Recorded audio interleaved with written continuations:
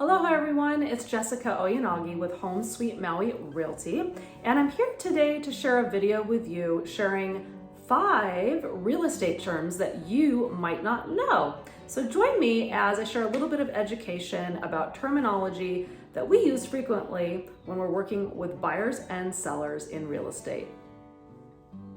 If you've never watched one of my videos before, I love to share my Maui life with you on YouTube and IGTV.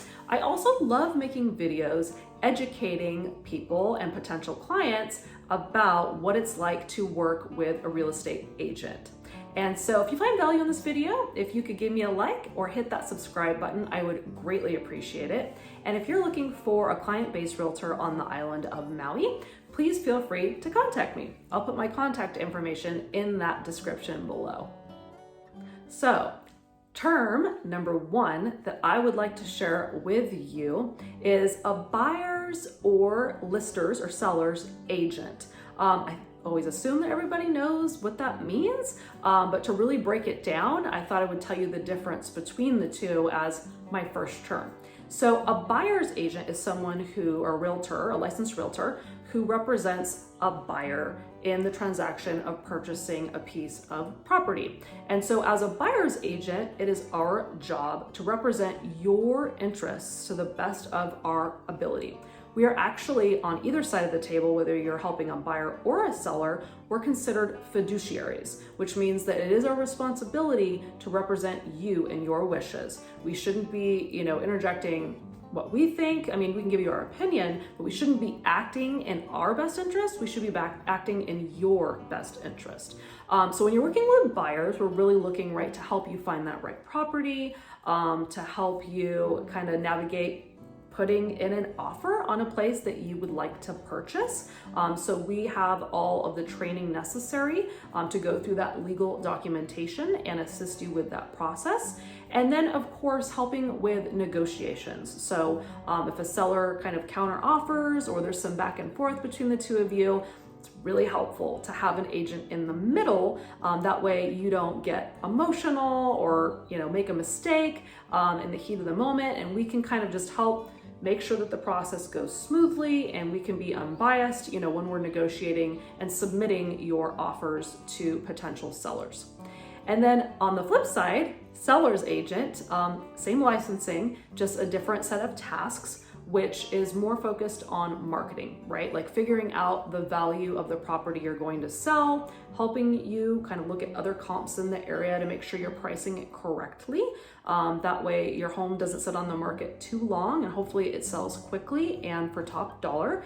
And tons of little magic in my pocket, my back pocket, or up my sleeve, I should say, is that I have a really strong background in marketing. And that is what I really love when I work with sellers, is that I have a whole marketing plan in place to make your property look its best so that we can market it and sell it in the most effective way.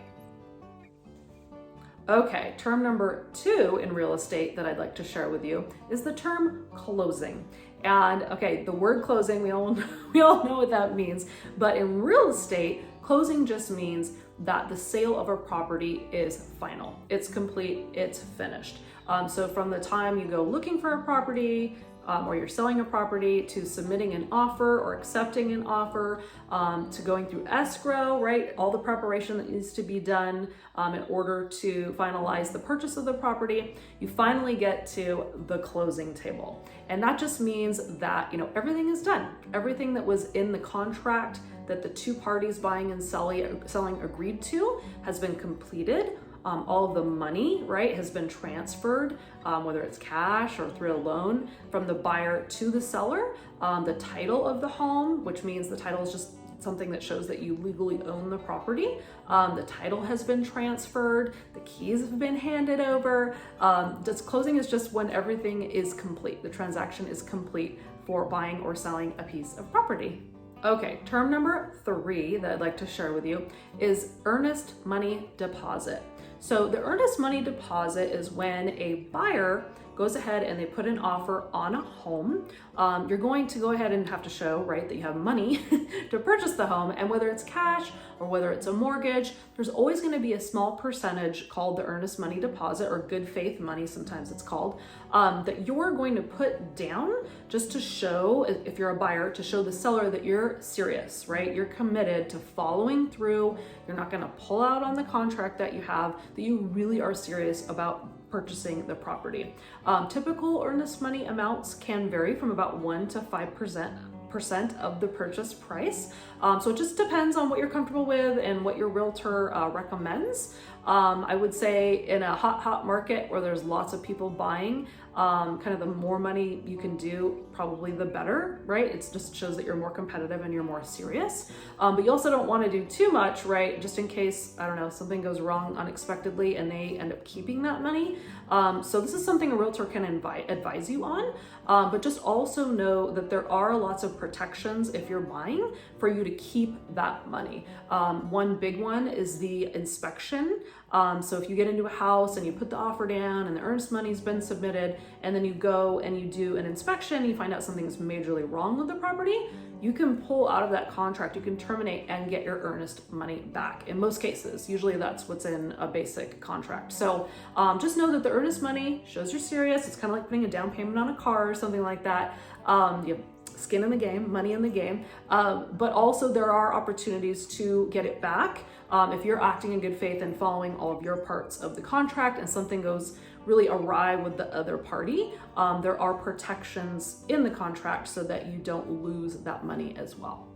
Okay, term number 4 is an FHA 203K rehab loan. And this is kind of a random and more obscure one, but I have actually dealt with this before. And basically these rehab loans are loans that the government provides for people who want to purchase distressed properties and go ahead and fix them up so that they can actually live in them. And the key to that is actually live in them. You have to be the primary resident looking to live on the property. And basically what you're looking to do is take the property that's distressed and not livable, to show it's not livable, and that you're bringing it up to code, right? So that humans can actually live in the property. So these loans are not intended for people who want to come and add on a second story and do all marble countertops and just improve the property. It has to be truly distressed to the point where, without this loan, you would not be able to live in the property. And here on Maui, when I have dealt with this before, there is a point person that represents, helps and do inspections on the government's behalf, just to make sure that you're telling the truth, that this property really is distressed, and kind of assess the value of what needs to be done. So you have to put in bids and show from different contractors how much it will cost to get the house up to code. So you have to show proof, right? You can't just go in and willy-nilly get these loans. It is a little bit of a process, and obviously it takes longer than purchasing a traditional property, not only to get the loan itself, but also to have all of the work done right before you move in. So, you can get good deals using these loans, especially in a hot and very pricey market like Maui, but these properties are kind of farther and fewer between. And finally, term number 5 for my real estate term video is fixed rate mortgages. What is that, you ask? And I'm by no means a mortgage specialist, but 75%, around 75% of all loans in the United States are fixed rate mortgages. And in my opinion, I think that's fantastic, because basically all it means is that for the entire term of your loan for your home, that the interest rate will be fixed. It will stay the same the entire time. So that way, as interest rates fluctuate and go up, you aren't going to be charged more, as opposed to other types of loan products that do have variable rates included in them. And that's it. Those are my 5 real estate terms that I'm sharing with you for the month of June 2022. And I'll make these videos from time to time. So if there are other terms or terminology or words that you don't understand that you've heard in real estate before, and you'd be interested in having me explain them to you, feel free to put that in the comments below, and I'll make sure to include that the next time I do a video like this.